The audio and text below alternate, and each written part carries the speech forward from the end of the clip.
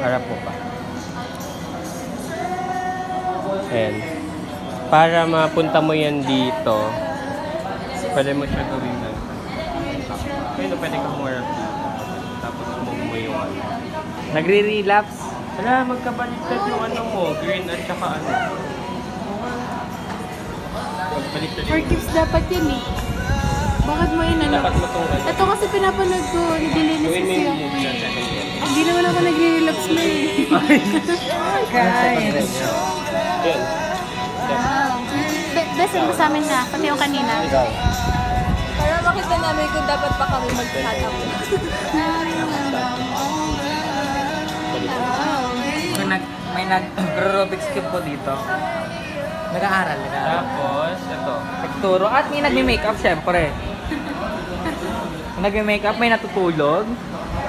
May nagla-laboratory. Pag ano move mo to,